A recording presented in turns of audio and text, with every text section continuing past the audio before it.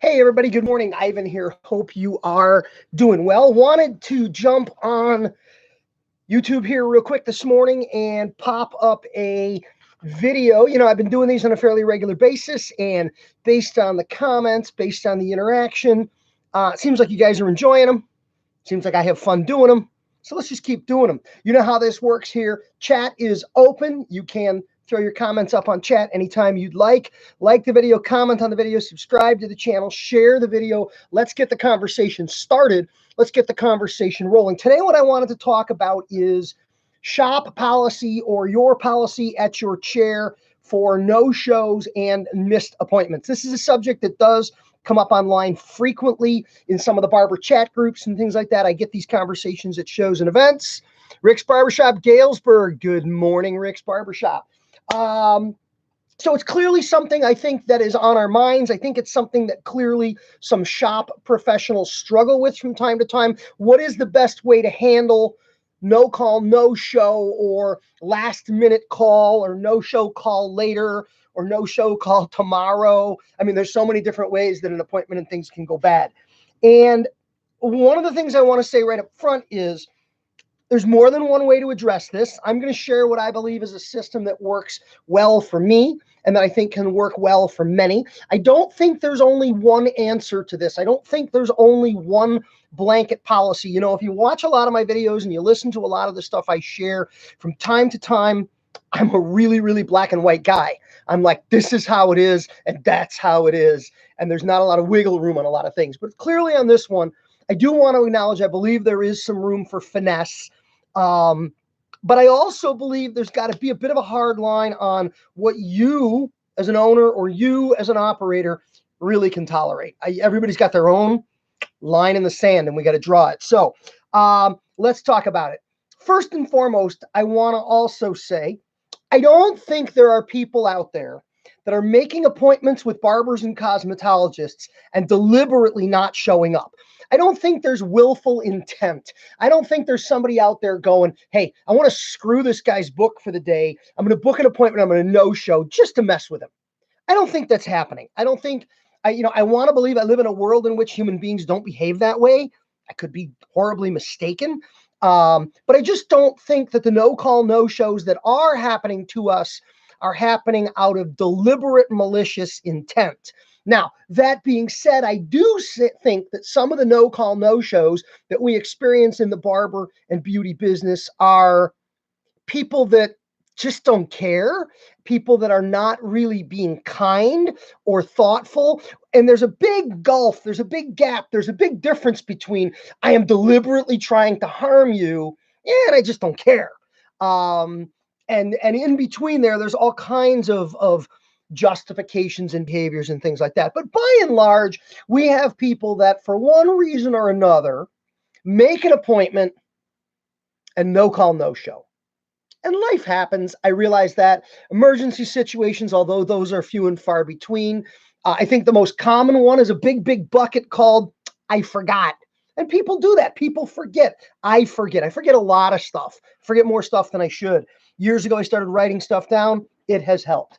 But it happens. So there's a lot of different ways we can deal with. I do want to address also the fact that now, through some of the online booking apps and the electronic tools that are available for managing client flow, times, and appointments, there are tools within these tools to deal with this. There are taking deposits from people so that when they no call, no show, you at least get a little bit of money, and they at least get dinged in the wallet, because the only way people's behavior will change is when they experience a little bit of pain.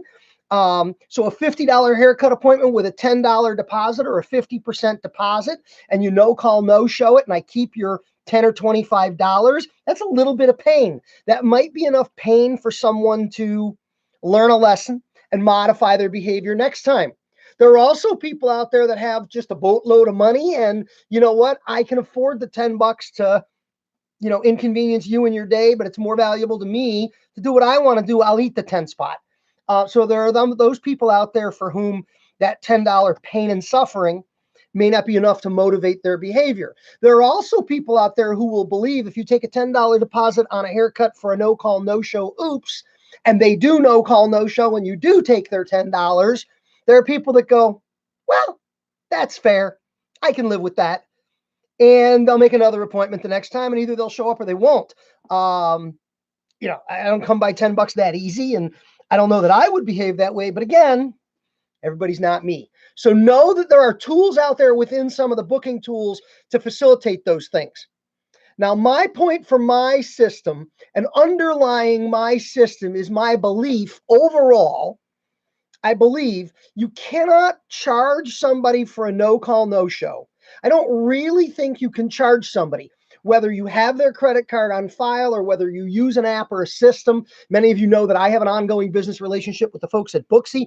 Booksy has mechanism for this.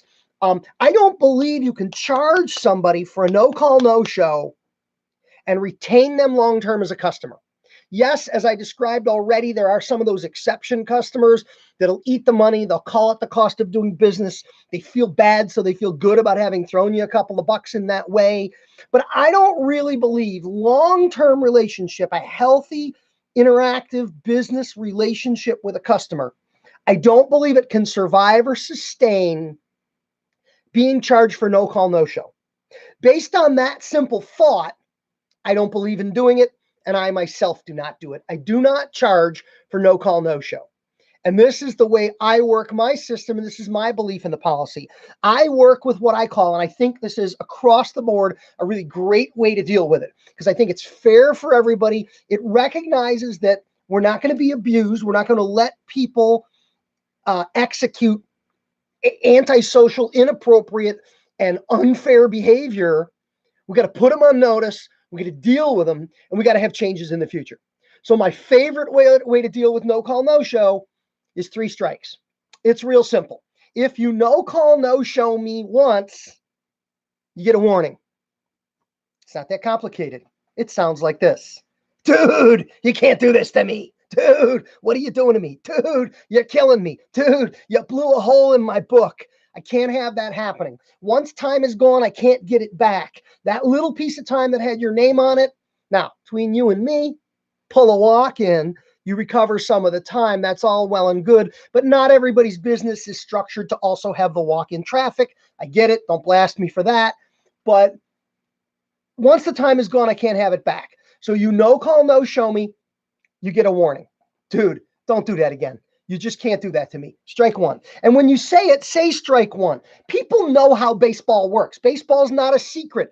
This is America. In America, we play ball. And generally speaking, even grandma, who's not a big baseball fan, knows 3 strikes and you're out.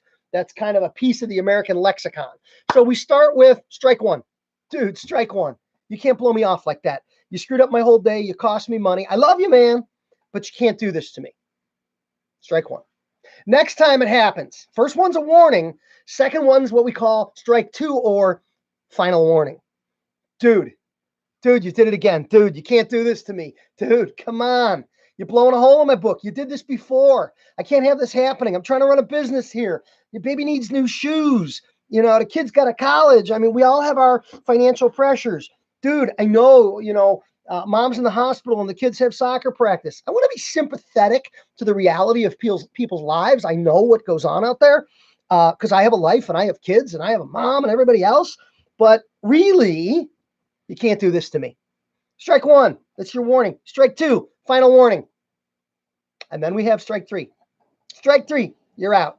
Now, what does you're out mean? Strike 3 means after strike 3, what it really translates to is, dude, I love you. You're not allowed to make appointments for 6 months. You're off the books. I'll still cut you as a walk-in. I want you as a customer. I love you very much, but I cannot afford to have you do this to my books. Please understand, if I'm important to you as a hair cutter, we already know you're important to me as a customer.